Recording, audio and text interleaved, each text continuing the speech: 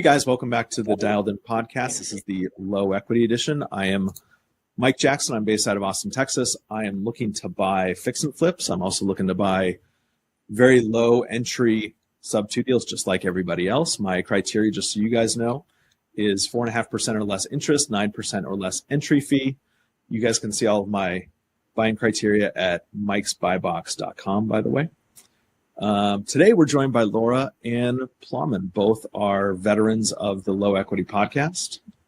And so let's start with Laura. Laura, tell us a little bit about yourself for those of viewers out there who haven't met you yet. Well, hello. My name is Laura, like Mike said, and I'm based out of St. Louis. Excited to make some calls today. Excited to find a fix and flip for Mike. I got my buyer. Thank you. I love that. Well, welcome. It's been really a privilege to be able to learn from you. So appreciate being here. That's sweet. Thanks, Laura. Plamen, tell us a little bit about yourself. How can people work with you if they want to? Yeah, absolutely. First of all, Mike, thank you for having me again. Always look forward to joining these sessions. I am Plamen, as I mentioned. I live in South Central PA, and I am also looking to wholesale something to Mike. So let's get something done. Let's see a fix and flip or a good low entry, low equity deal, and let's get it done. People can work. The race is on. Exactly. Yeah, let's have a competition today, guys. Who can sell Mike a deal today? That would be awesome. I love it. All right, guys. So you guys have both been given lists. While you guys start calling, I'll kind of explain what the lists are. These are all brand new on-market low equity listings. They've been on the market for about 24 to 36 hours or so. It's provided to us by rocketbotleads.ai. And the way that this data is kind of separated, you guys can start calling, by the way, if you guys want to. Why don't you guys mute when you guys are calling and then unmute when you guys get on a phone call. So the way that these leads are divided up in our spreadsheet, at least, is we can see how much the sellers are expecting for cash at close. And what that does is it takes out 8% of the total equity position, actually 8% of the total asking price compared to the mortgage debt. And that gives us our cash to seller. So we're calling very low equity, 20% or less equity. And I think right now the list is 6% or less interest rate.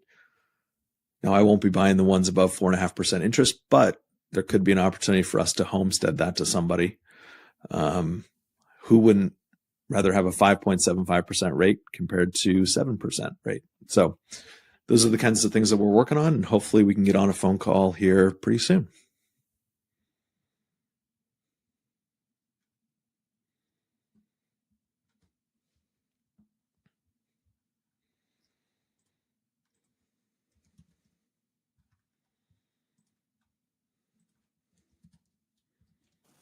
Good. How are you? Who's this? I'm doing great. Yeah, this is Plamen. Sorry, we haven't talked yet. I am looking at your listing on Bayside Circle in Atlanta. Yes. Yeah, awesome. So I just my team sent it over to me. They said this is a very good opportunity.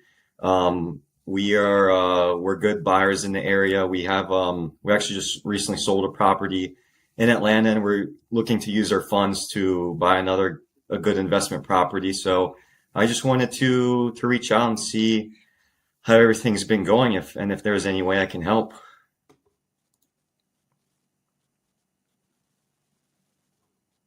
Yeah, rental restriction. Oh, there's a rental restriction here? There's a rental restriction, yes.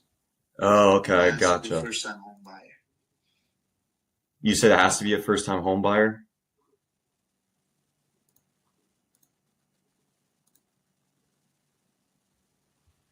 Hello, Yanni?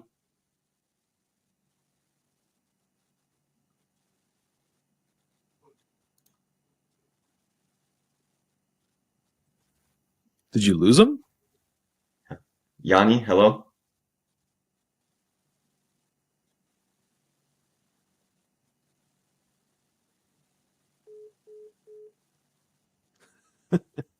Plamen, try him again. And here's what I want you to ask. Yeah. It was interesting that he came out really early and asked about, or said it has to be or there's rental restrictions. That's what he said. Yeah. So dive into that and say that's okay. Tell me a little bit more about the house, because that's not our only exit, right? For sure. So don't limit yourself and just say, look, that's totally okay with me. Tell me a little bit more about the situation. Hello, this is Yanni with Yanni State Group. It's going to voicemail. Maybe he doesn't have service. Yeah, maybe. We can always try him again too. Yeah, I don't know. I was looking at my service, but I still had it. I think it was something on his side. I'll try again.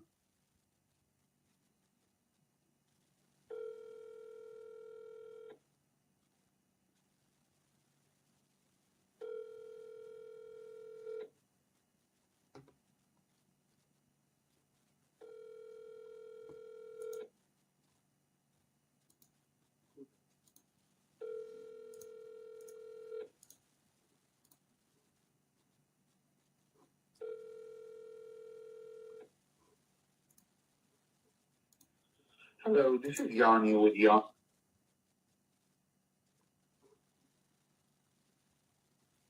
That's all right. Let's try him again later. Yeah, we'll try again. On to the next.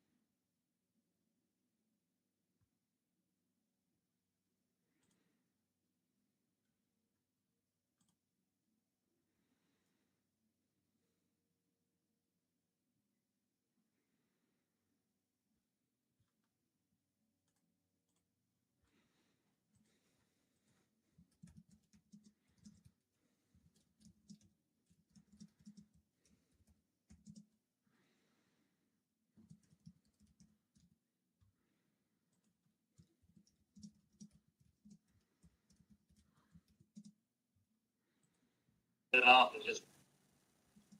Is that better at all? Yeah, that's better. Yeah, because I could hear myself talk when it's okay. Yeah, that's annoying. Yeah, That's annoying. yeah, you're good, man. You're good. So yeah, as I mentioned, I was looking at your property on Golden Willow. My team and I were looking for another investment property because we just sold one of our ones, and we have some extra cash to spend. And I just my team sent me this forward, so I just wanted to reach out and see what it's about and how I can help. You can bring an offer. Sounds good. I love to make an offer. I see you're asking 390. That's correct. Okay, gotcha. And what kind of how's like the feedback been so far with it? We've already received an offer in the middle of negotiations. So I would suggest if you're interested to submit your own offer. Okay, gotcha. I can definitely submit an offer. Is there anything wrong with the property? Like, is it a turnkey? Like, tell me more about the situation. Are you a real estate agent? I am not a real estate agent, no.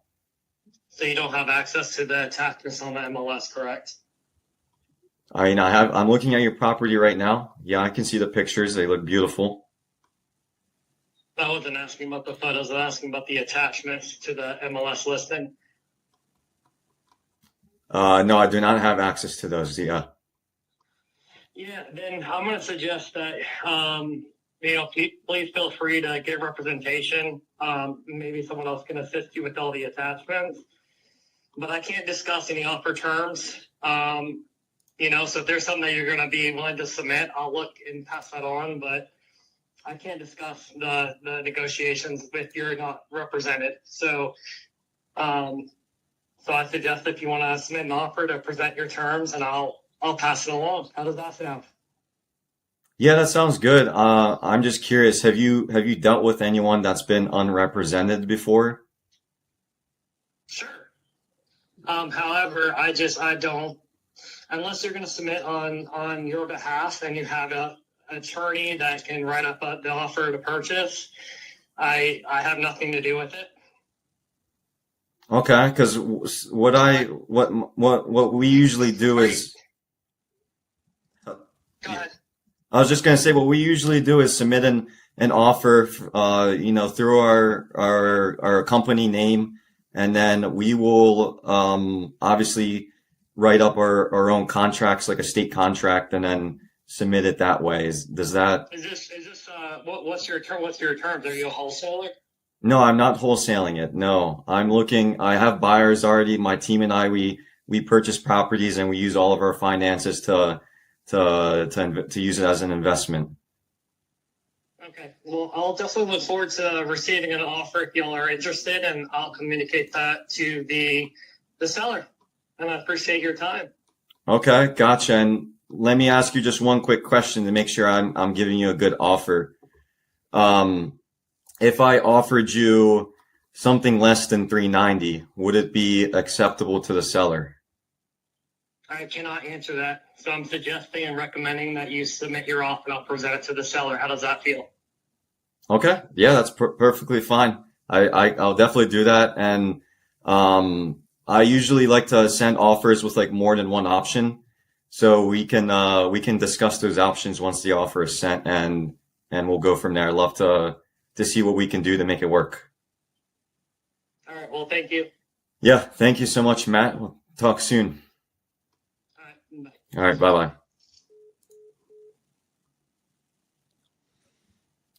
How did that, to use his word, how did that feel? I think I lost my rhythm in the beginning. Well, he was going to throw anybody off. Yeah. He was trying to be kind, but I don't think he really knows how to be. I'll take that back. I think he was trying to be kind. Yeah. Yeah. And I think that he was probably annoyed by the phone call and the lack of, if you have an offer on the table. Yeah. And what he wants is just a competing offer, right? So if you're not cutting to the chase with it, he already has a bird in hand, right? And so he's feeling pretty good. There's no reason for him to kind of schmooze. Hey, Laura. You're mute. Can I interrupt right now? Oh, Of course, yeah. sorry. Oh, I'm not. So I actually have an agent on the phone. Can I put him on speaker and let you answer his question? Or no? Why don't you let me I'll call him right back. Okay. All right. Thanks. All right. There you go. Okay. So what I was going to say about that one, Plamen, is that the only thing that I would have done differently is I would have asked him, Where's this deal, by the way? What state? Oh, okay. Oh, it's Charlotte. Sorry, Charlotte, North Carolina. North Carolina. Yeah. Okay. I would have just asked if he can represent me. Yeah, that's right. I usually ask that. I forgot. I didn't come to mind. He might be a little bit more incentivized to represent you. I think that a lot of agents think they do need representation. Laura, if you want to put, by the way, the agent's information in the chat, I can give that agent a call. I think the only thing that was going to entice him was switch around and say, hey, look, I'm not represented. Would you mind representing me on this transaction? Okay. And maybe another 3% would help him and soften him up a little bit. Yeah, that's a very, very good point. I thought for some reason, that's why I wanted to ask what his experience was like, because I figured he only deals with other agents. He's never dealt with an unrepresented buyer. Yeah, you can even really just cut through the fluff and say, it's very rare that we come in represented. Yeah. We just don't feel like we need that kind of representation. Is that okay if we just represent ourselves in this transaction, or would you be willing to represent us? Okay. And if you say it forcefully, confidently, he's going to respond accordingly. That was a guy who needed you to kind of pick up the authority and match him in some way. Yeah. Because he thought that he was the cat's meow. So that's the only thing that I would have done differently is just talk about representation. No, I appreciate that. That's very good. So we're going to send him an offer? Definitely. That's awesome. Definite offer. Laura, tell us about this situation. What is it called again when a bank finds out that you've been subtuing something, the mortgage company? It's like due on sale? Due on sale, yeah. Due on sale. Yeah. Okay. So I just spoke to an agent named Eric, and he was very friendly, and he was saying that he would be open to things like this, but his biggest hang up is what he called it, was that he had heard some things about like the due on sale clause. So I'm sorry to say I'm not brushed up on everything to say to some of these objections. So, and then the other thing he said was he had heard that, like when people stop making payments, that then the seller was basically SOL. And to that, like, I remember, like, is it a thing that paperwork wouldn't be done right then? Because they could foreclose on them, right? Like, there's a way for them to be protected, but I didn't know how to explain that way. And so I let him know that I was relatively new, that I had at first kind of put stops up towards sub-2, but that was just because I didn't understand it. And now that I see it working for so many people and all that I'm all in, but I'm still learning. And so he was open to like hearing from you, my senior person on my team, like how you get around that. Like, okay, cool. Yeah. On the list, what number is it? It is it's number 2, Commerce City. Eric. And he even said he was like going into a lunch meeting in 30 minutes, but if we were able to call him back before then, he would like it. Okay, cool. Let me find his contact here. Why can't I search this document? And that'll be awesome because he can learn, and so can I. Eric Ibarra? No, Pacacho, Pacheco. Okay. Right under Tara. It's number 2, unless I think you might be using a different. Did I print it over? Yeah, because number 2 for me is Mary Common. Oh, okay. I have a problem with my list today. That's okay. Give me the address, Laura. I'll just look it up real fast. Okay. 14828 East 118th Stimming Place. Yep. In Commerce City, Colorado. Got it. Yep. Okay, cool. 2.8 interest. Oh, well, maybe that has been on market then. That would be good. Maybe I got you your first wholesale for today. I'm sorry, my first wholesale. We will take it. Let me see what's the best way for me to call.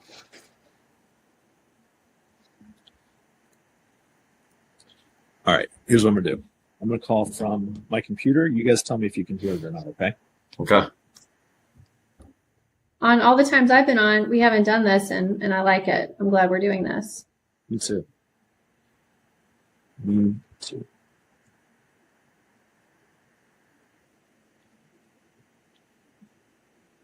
No. Okay. All right, I'm calling right now. Okay.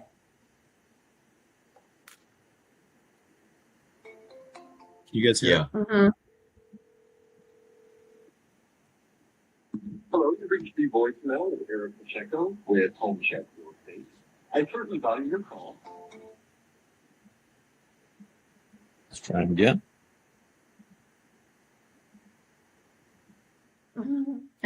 Hopefully I didn't scare him off.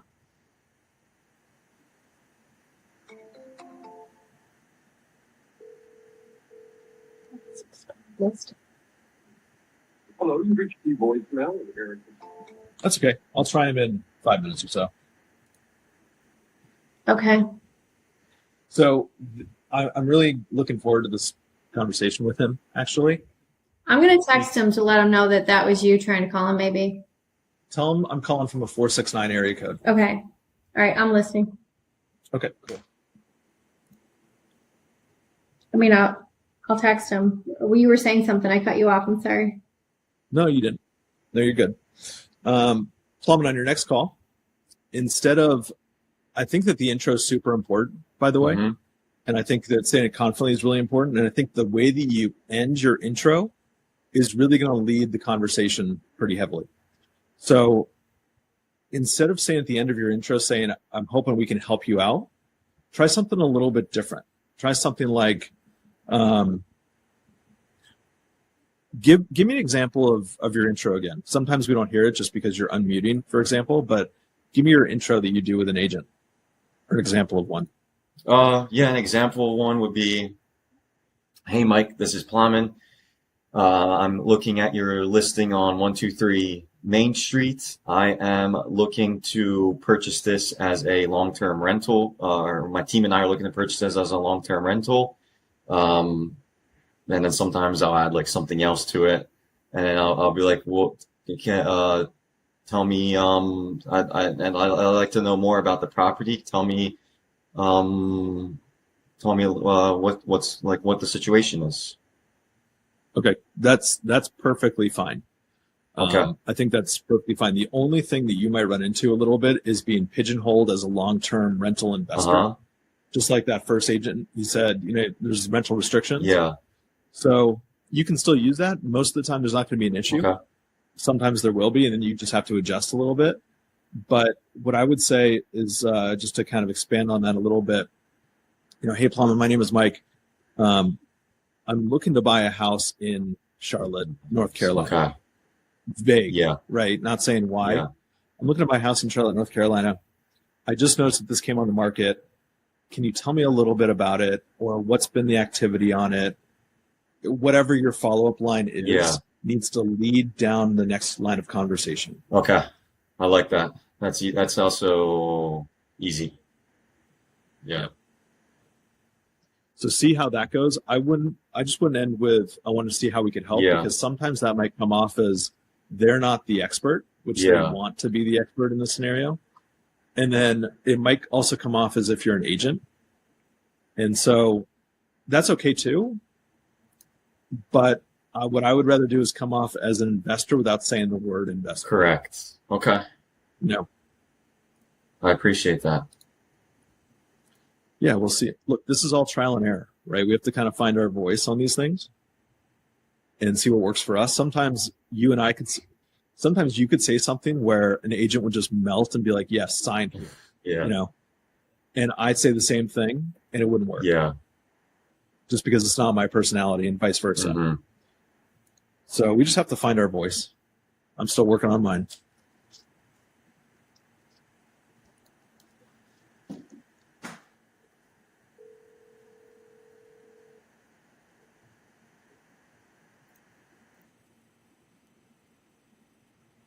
Did he respond, Laura? Mm-mm. Okay. Not yet.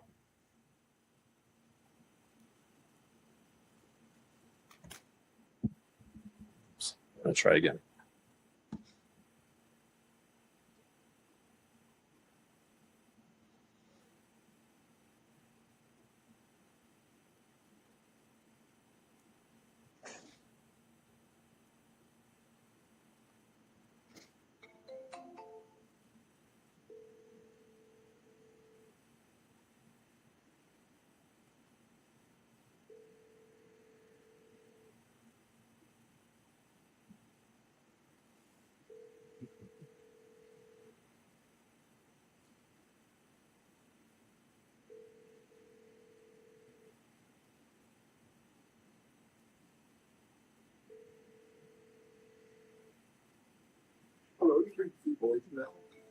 Okay. We'll try him twice more before the end of this call, I promise. He might be like, oh my gosh, get the point already. I know, right? So, okay, then what would you instruct for his two big hangups? Yeah, so remind me what they are again. So due on sale, on sale. and then how a seller is protected if someone misses a payment, right? Mm-hmm. Okay.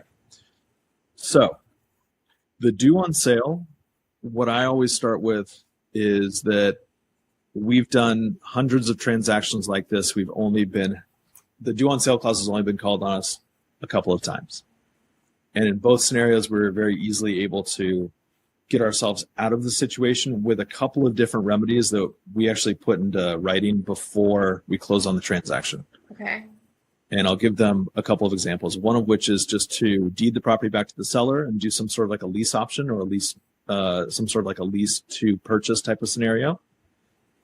The other one, sometimes what will happen is that you can simply call up the bank, tell them what happened. Sometimes they just say, okay, no problem, keep on making your payments. Sometimes.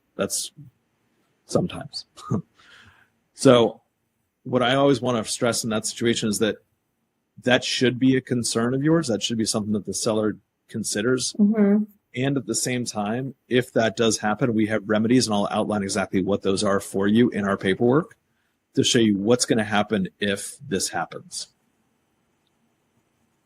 Even though it's very rare, we want to make sure that there's a plan in place for it.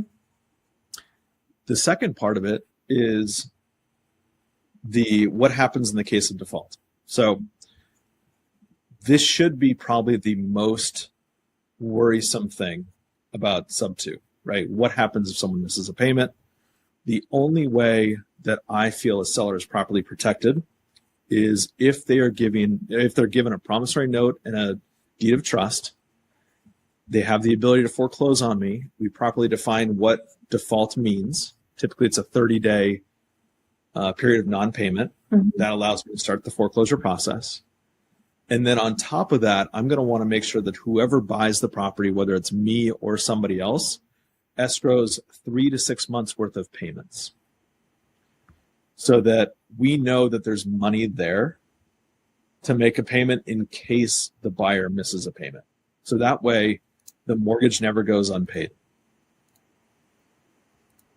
Okay. If the mortgage payment is being paid every month, what is the situation that banks do the due on sale clause? It depends on the size of the bank. Largely, if it's a smaller local bank, they're going to scrutinize every loan or more loans than a bigger bank would, for example. So there's a higher risk of a due on sale with a smaller bank than there is with the bigger bank. Mm-hmm. The other issue sometimes is insurance. If insurance isn't properly put on a property, and that's also a talking point that I would bring up with him as well, is that the likelihood of the due on sale clause being called, if the insurance is done properly, is very small. If it's not done properly, it increases. And so what we want to make sure of is that a new insurance policy is put on the property about a month after the close of escrow with the underlying mortgage company as an additionally insured because there's still a mortgage that they hold. And also the sellers are additionally insured on that policy as well because they also hold a mortgage. And so those things have to be put in the right places so that it does not raise a red flag with the banks. Okay. And so if sub 2 if it's legal, which it is, then why I mean, just the whole thing with the banks, it seems, if I was a seller, I'd be like, oh, never mind. It's too much. It's too much to worry about. But you guys are doing it all the time. So Yeah, it's not illegal, right? It's just, you can call it a contract violation. It's not fraud. It's not illegal. It's at worst a contract violation. mm-hmm. And, the bank has the right to call it due if they want. There's remedies put in place if that does happen that are relatively easy to handle. But, the concern there, of course, is as a seller, and I'm still responsible for that note to the bank, even if I sell it to, you or me. The concern is in the seller's head, well, what happens if the bank says that they want it paid in full in the next 30, 90 days, whatever that is? How am I going to handle that situation? Mm-hmm. So, by having the proper remedies in place, it's going to help a lot. I'm sorry, Plamen, I thought you were on a phone call. But that's one of the 3 or 4 or 5 things that I would want to make sure that I'm aware of as a seller, and a plan is put in place in case those things happen.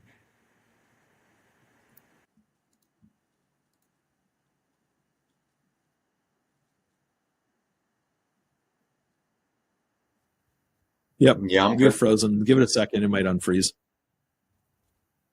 I thought you were just deep in thought. I was saying.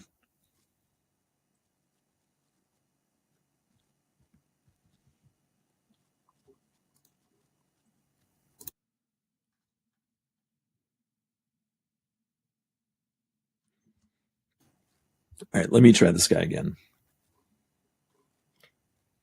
Yeah, I tried that first guy call as well. He didn't answer either. Yanni. Yeah. That was a trip.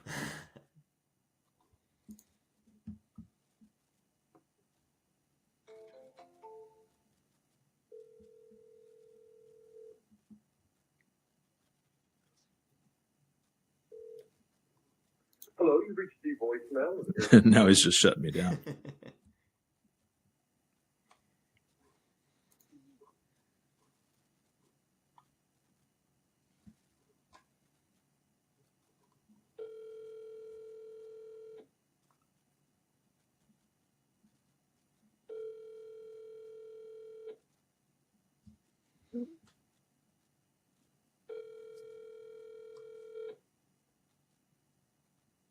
This is Hayden. Hello? Is this Philip? It is. Hey, Philip, how are you? My name is Plamen. I'm doing well. How are you? I'm doing good, man. I'm doing good. I am checking out your listing on Tannenbaum Circle in Greensboro. Yeah. Yeah. So I really like what I'm seeing here. I'm looking to buy a property in Greensboro, and this one stood out to me. So I just wanted to see what how everything's been going on and what activity you've been given. Yeah, we've had a couple showings. We just went active, I think, Monday. We have an open house this weekend.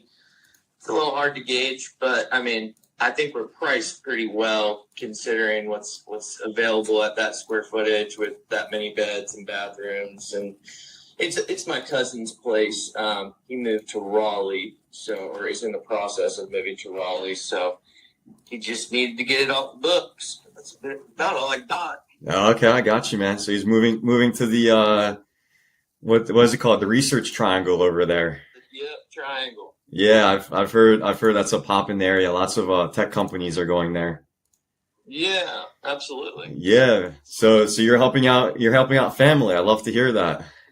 Yeah, man. Awesome. So I am mainly looking at this as an investment property for myself, either to rent it out long term or short term, whatever honestly is doable. Do you know if there's any restrictions for renting it? Nope. So his buddy rents the basement right now, but we don't. It's not like a lease or anything. It's just like his friend that's been there. And he's gonna be in his new apartment the end of this month.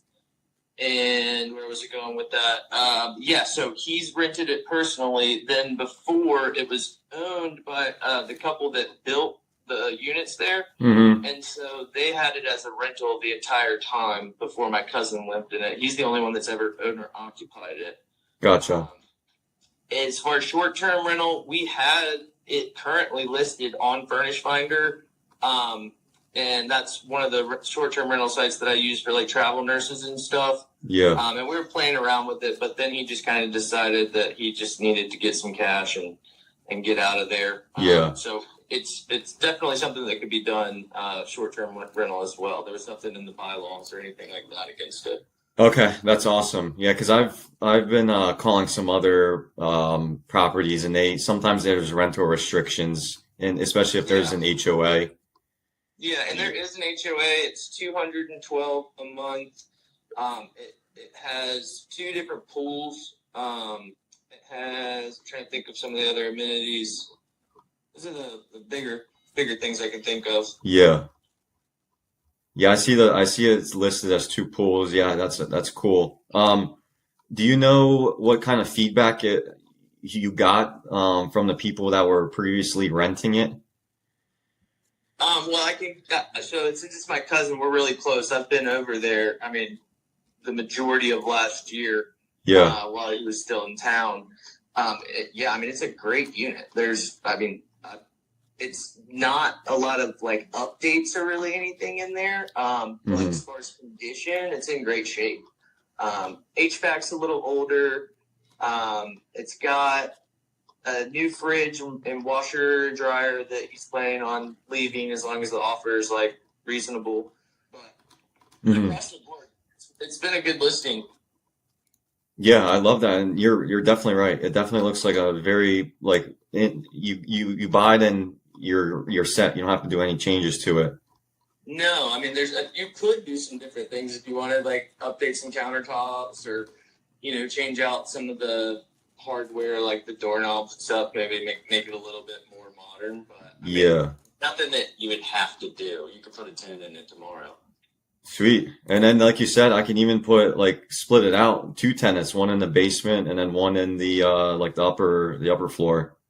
Yeah, and I mean, you could go as far as 3 because each bedroom is set up like a primary. So both bedrooms upstairs have walk-in closets, and their bathroom are full baths with 2 vanities. I mean, downstairs, it probably would be best to do one rental downstairs and then one upstairs if like the person needed 2 bedrooms upstairs. Yeah. But you could get away with possibly even doing all 3 bedrooms separately. Because all the communal space is on the main floor, so none of the bedrooms are on the main floor. They're either upstairs or downstairs. So it kind of keeps some separation, privacy kind of thing. Okay, that's awesome. And I'm assuming that the renters that were living on the separate side, they didn't have any complaints of with the common area or anything like that. Nothing that I've heard of.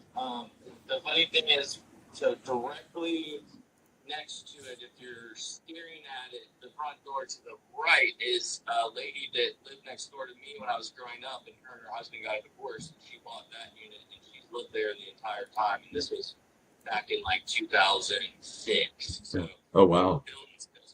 So she's pretty much lived there the whole time, and she seems to love it. A lot of dogs, a lot of kids. That's awesome. So that'll be good. At least we have a neighbor that's very familiar with the area and can also look out for the property then as well.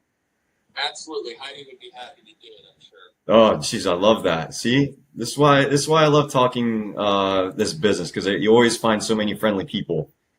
Yeah, not everybody. Yeah, not everybody, for sure. For sure. I'm sure you get quite a few crazy people that are looking to buy or whatnot. All the time. Yeah, man. Have you been focusing on like this area, you said you grew up here. Have you been focusing in this specific like neighborhood for buying and selling? Sort of. My office is the business park that's like directly behind these apartment slash or these townhomes. Yeah. So I work really close to there, but I did grow up out here. And my father was a land developer, so he's built a few different communities, mostly in the like Summerfield area, so like right on the outskirts of northern Greensboro. But yeah, I live on Friendly. I live in the same zip code. I really do focus on my area, but I do stuff all over the place. Okay, gotcha. That's awesome. Yeah, and I'm sure it sounds like you've been around for a long time, been doing this for a Yeah, long time. I've personally been doing it like 5, 6 years with a license, but I grew up around it. My family has over 100 units. Oh, geez. That's, We've done it for a while. do you invest yourself? I do. Okay, gotcha. And man, so we can work together in many ways. So what kind of investments do you like to work with? I do a lot. Most of the stuff I try to do is like duplex or anything that has multiple units that's under 4. Uh-huh. Not to say that I wouldn't do anything bigger, but I just haven't yet. So like my house that I bought it because it had a guest house with its own driveway and mailbox. So I rent my guest house out to cover the mortgage for the entire property. So basically get to live in mine for free. Yeah. Or plus the bills or whatever, But mostly stuff like that. I have a short-term rental in Randleman, short-term rental in Boone. Just that's pretty much my personal stuff right now. Okay, and I'm curious, how do you purchase? Just use myself. In what regard? What do you mean? Yeah, like you use your personal cash, or do you have like a hard money lender or private money lender that helps you? No, it's all been personal. I do. My stepmother does lending, so she does some hard money stuff. Yeah. But I've never borrowed from her. Okay, gotcha. Because I'm actually also very connected with very good private money and hard money lenders that will definitely be willing to work with anyone. That's actually usually we purchase our properties through the lenders we work with. But I was just thinking if you ever find a good deal, or like if you're ever looking for an investment property yourself and you're looking to collaborate, we could always like meet in the middle, do it together. But that's just like throwing it out there, an option. Yeah, I wouldn't necessarily be opposed. Yeah. Just if the right circumstances. Okay, gotcha. And so how come you don't want to buy this house then and turn it over and flip it for yourself? I mean, I have thought of it. Yeah. It's just not really like for me to be able to qualify, I have to sell a lot of houses. So I'm just focusing really right now on building this side of my business, not so much my personal investments. Yeah. Just because the market's been a little difficult to kind of, at 6% interest rate, I don't have $288,000 to put into that right now. Yeah. So that's really the biggest holdup. Gotcha. And your cousin, how long has he owned it? He bought it in 23, so it was April 24th, 2023, I think. Okay, gotcha. So I'm assuming that he's trying to just pull out as much as he can from like the equity that he has available to him right now. Yeah, I mean, basically, he's just trying to walk. I mean, it's at this point, he's got a tenant at like 900 in the basement, and if he got a tenant for 900 in each of the other 2 rooms, Yeah. it would cash flow pretty well. But with him living in Raleigh, and I mean, he's 27 years old, so he's younger. So it's like Yeah. It's just too much for him to handle. He did try, but that's why I think it's still even listed on some of the short-term sites, because that was his intention. Even when he moved, he wanted to hold on to it, but he kind of in the same. He's in construction. He sells jobs, so he's just trying to focus on that right now as well. Okay. Gotcha. Well, him and I are literally the same age. I'm 26. And Nice. yeah, so we're both youngins. Yeah. Yeah, man. That's it's always good to start early, and that's why I've been doing my due diligence to try to get started into real estate and try to build up a nice portfolio. For sure. It's a good place to be. For sure, man, for sure. Especially in North Carolina, it's growing so much. I have good friends over there, and they always that's literally the reason why I'm investing here. And they're always encouraging me, like, you gotta start investing here. I was like, yeah, It's kind of a no-brainer if you have the ability to do it. yeah, It's gotten a lot more expensive, but like my house that I bought it for 227 and 21, and then I've done all the work pretty much myself around the house, with the exclusion of a couple things. I probably put like 30 to 50 in it, so not too much, and it just appraised for like 408. oh wow, So I mean, we have a lot of industry coming this way, with Toyota's battery plant being in the southern end of our town, and then we have the Sonic Boom plant, which is that jet company that they're building those jets. So those are two mega sites, and mega sites anything over 1,000 acres. So we have two of those sites that are just getting started and just starting to employ people. mm-hmm. So it's really pushing our housing market up. Yeah. Are you guys also building a lot? Is there lots of new construction?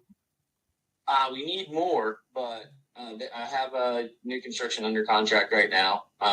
We definitely need more new construction, but I have a hard time with new construction because it's a lot of people cut corners. And Yeah. it's junk after 10 years, and that's not a position I want to be in, or I want my clients to be in.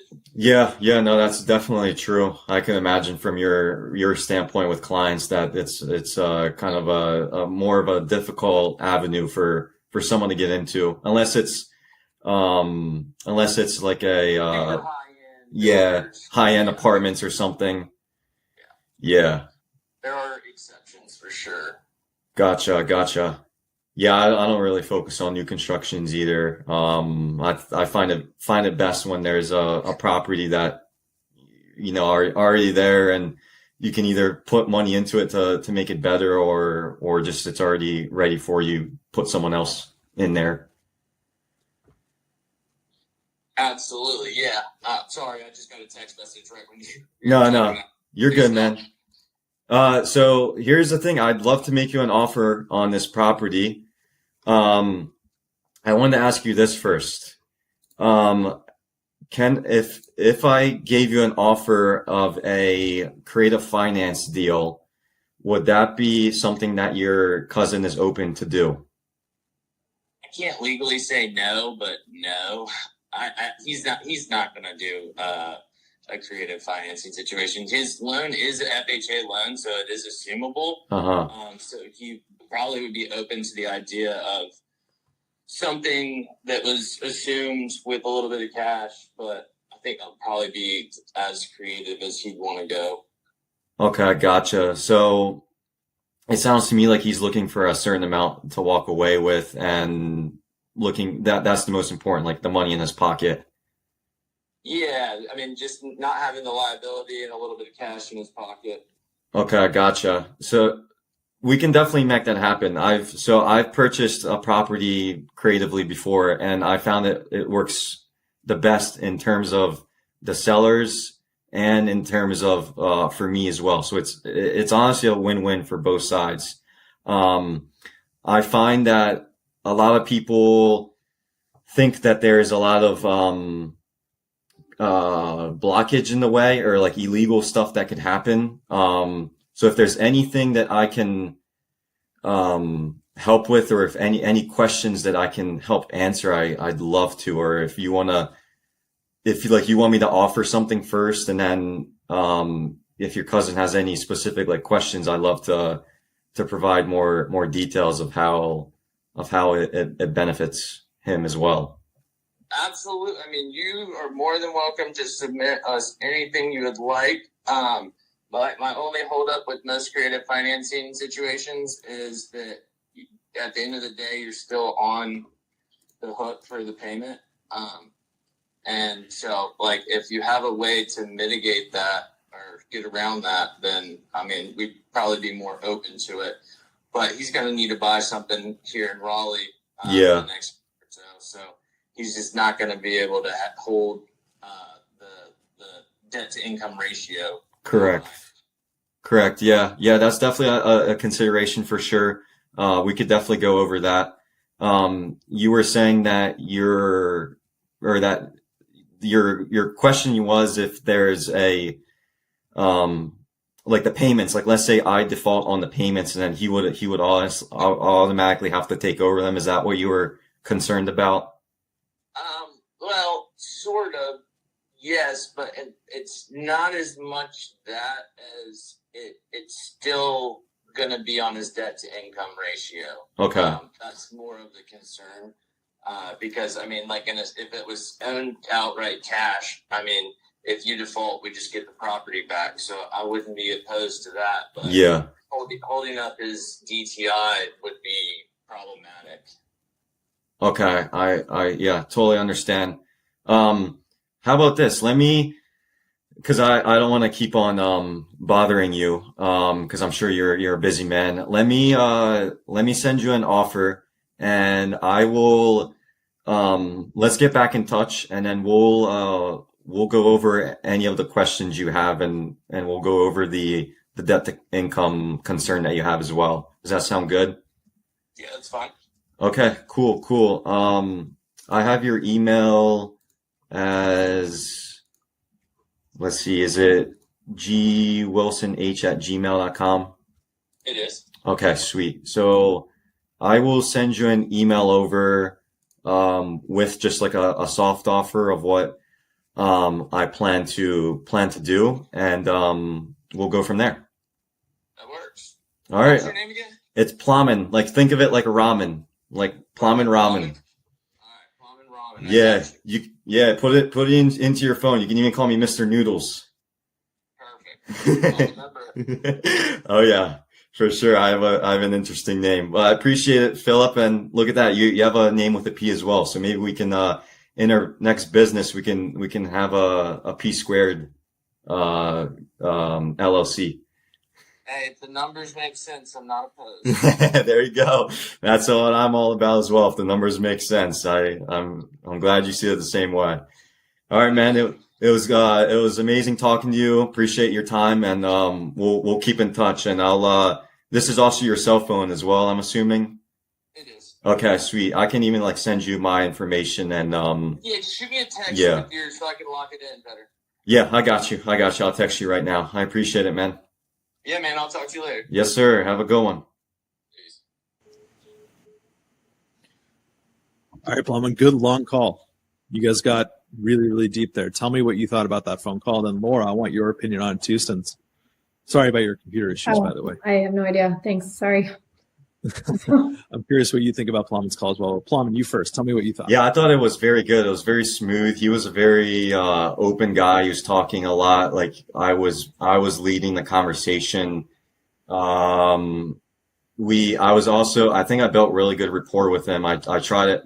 Not that I tried it, but I was doing it consistently throughout the call, like making jokes and connecting and asking about himself and how he got into everything. So I thought we had good rapport.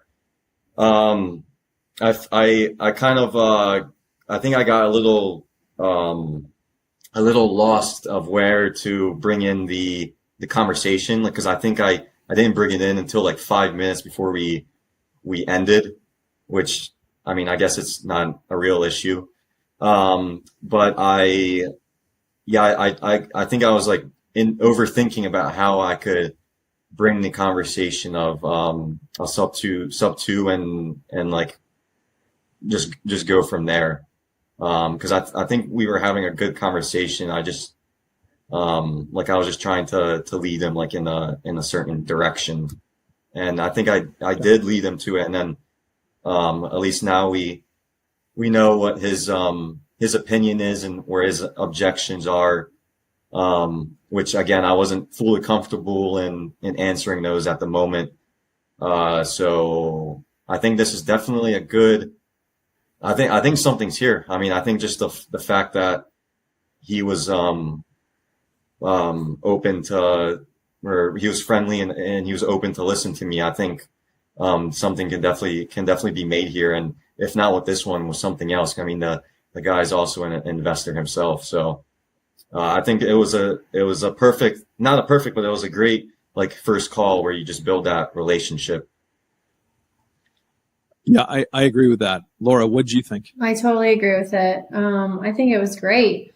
I think maybe you could have reiterated that being that he's an investor, you could have reiterated that you could bring money to the table if he found the right deals. And you guys could, Jay, that like talk that through a little bit more. But again, it's just your initial conversation. So I think there's something there too.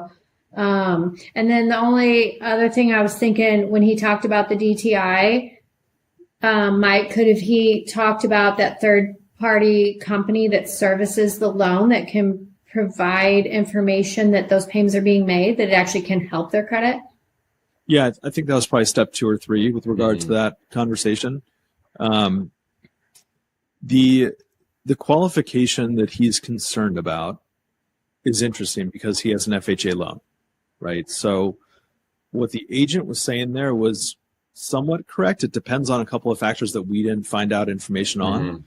But you can get a new FHA loan depending on a few factors. It's distance to the property or distance between two properties, financial situation. If there's a distressed situation, for example, you can prove it, then you can possibly get another FHA loan.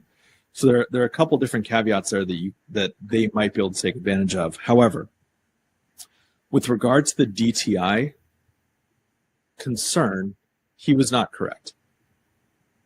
So with an FHA loan, if someone takes over an FHA loan and they still want to go, or sorry, if a seller sells a home that's on an FHA loan and keeps the mortgage balance in place, they can still go purchase an FHA loan if they qualify, but the income that they receive from the promissory note and deed of trust that they hold on that former property, 75% of that income would apply towards their DTI. So let's say that it's a $2,000 payment that you're making to that seller. $1,500 of that would apply towards DTI's income to offset it. So there's only a $500 hit, a 25% hit basically to the DTI.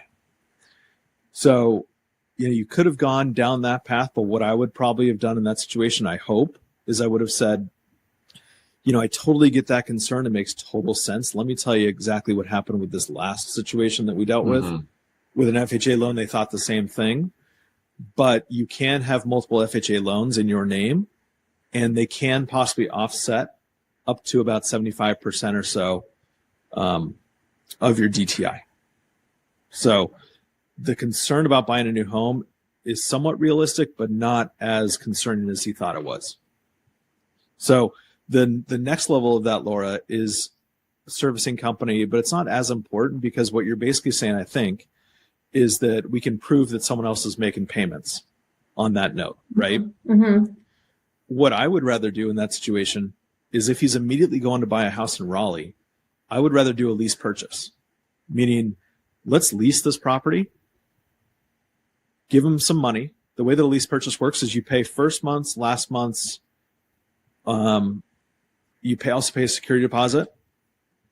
So those 2 or 3 payments, depending on what the lender is wanting, you actually transfer that over to the seller. Okay, so you're actually leasing the property from them. And then what happens is that seller can go buy a new house with that offsetting income, right? So that $2,000 example, he can offset some of that to go apply for his new house. It's not going to affect his DTI to the level that he thought it was going to. Once he's purchased a new home, closed on it, then you can actually close on the house that you're calling about. Okay.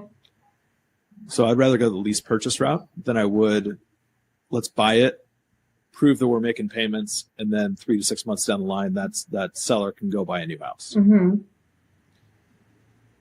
So that's a really great point. I think that what I realized on that phone call is that the best type of agents for you to work with are agents who are investors, bar none. Yeah. Right? They know what you're talking about. They know the language, right? You guys spoke a similar language. Right. He holds rental properties. He said something at the very beginning of the phone call about it being on Furnish Finder, and he put himself as the person who posts that on Furnish Finder. He said something like, I post on Furnish Finder, or whatever he said. Yeah. That would have been my window to basically jump through and say, hey, what do you do? Tell me a little bit more about your business. Yeah, I wasn't sure what Furnish Finder was. I've never even heard of it. Yeah, and so Furnish Finder, what they do is they basically, it's sort of like a Airbnb, but for midterm rentals. Okay. So he mentioned traveling nurses. Yeah. Yep. So those people are renting rooms, properties, whatever, for a longer period of time than short term. Short term's 30 days or less. Midterm is anywhere from 30 to 180. And then 180 plus is typically long term. So that would have been my window to just jump through and say, how can we work together here, right? That'd be the thought in my head as he's telling me what he's doing. Now, he was also saying that he doesn't have $280,000 or whatever to go buy this property, Right. get new 6% financing. Yeah. That also is an opportunity for you to say, hey, why don't you just buy it by taking over the payments? Yeah. Yeah. That would have been my transition, actually. Oh, okay. I would have said, have you ever thought about it? Have you ever thought about just buying it by taking over the payments? And then it would have gone, well, what do you mean? Or, here's the concern with it. And then you can kind of talk about that without necessarily presenting what it is that you're looking to present as your big kind of hammer on the phone call. This is how I purchase. Yeah. Right. It's a whole lot softer. That was perfect. I directed the conversation at that point to say that we could work on a lending project with him, like we could lend to him or like partner up and do like an equity percent. But yeah, that was a perfect opportunity to talk about it and to essentially like see what his opinion is without actually saying that I want to like offer it to this specific property. Yep, exactly. Yeah. I think that you're right. You took a while to transition from intro into what you're trying to accomplish. Yeah. Right. And what I would do, this is just my style. So take it with a grain of salt, but I like to cut to the chase on these sort of things and just say, look, this is what I'm trying to accomplish. Are you open to having a conversation with me about it or not? Okay. And then wherever that conversation goes, it's going to go. But what I don't want to do necessarily, this is again, just me. I don't want to waste my time or the agent's time if it's a dead end. And, the dead end, let's say creative finance is a dead end. There are also a bunch of available possibilities with that person still. So you can kind of go down the road of what do they do? What are they looking for? But it's nice to get the primary reason that I'm calling off the table right away if there's no possibility of it. Yeah. You know what I mean? Otherwise, I think you're right. I think that's an agent that you can work with long term. Mm-hmm. And you can build a relationship with him on things that he is unaware of in terms of acquisition strategies that you are aware of. Yeah. Right. So he kind of knows about assuming FHA loans. I don't think he knows about everything that we do. Yeah. And I think a follow-up call with him saying, these are the things that we've been doing recently. Have you done something like this before? Do you know of any opportunities that we might be able to work on together in your market? Something like that. Mm-hmm. Or give them those other options that we talked about leasing it and stuff. And I do have a quick question about that. Of course. Have you ever come across where you provide, you lease it from the seller while they're closing on their new house that they're getting, However, that falls through and their new house, they don't close. And then now you're leasing a property. Is there like a time window? I'm sure it's all in the terms and stuff, contract. So that's never happened to me. I've closed multiple deals where we do a lease purchase, but it's never happened such that they don't qualify. How long do you do it for? What's normal? Couple weeks to 6 weeks or so. Okay. So, the important part there is that we want to make sure that they're qualified, and they will be qualified with this type of a structure in place. So I'm going to want to talk to their mortgage broker, their loan officer, and say, this is what we're doing. We're going to lease the property. Can you offset enough of their DTI so that they qualify for the next house? And I want to make sure it's confirmed before I send any money, because the concern here is that I'm not sending money to an escrow account. I actually have to send money to the person directly. So I could send money to Plamen. He would never do this, but I could send money to Plamen, and then he won't answer my phone call for 10 years. I don't want that to happen. So I'm going to want to talk to the mortgage broker, the loan officer, the title people, to make sure that they're far enough down the line with their new purchase such that this actually makes sense for everybody. Gotcha. Okay. All right. All right, guys. Sorry about the computer issues today. Plamen, good job on your phone calls. Laura, I want to talk to that guy. I saw your text, by the way. Okay, I was going to ask you. Good. Yep. Yeah, I saw that. So I'll try to give him a call this afternoon. I'll try to record it and then give that to you. Seems very open. So awesome. Yeah, I agree. Plamen, since you're new to this platform, before we close it out, just leave it open for 30 seconds, maybe a minute or so while it processes. And guys, I want to have you back. So thank you guys so much. Have a great rest of your week. Thank you. Thank You you, as Mike. well. Appreciate the feedback. See you guys later. Bye, Mike. See you, Laura. Bye.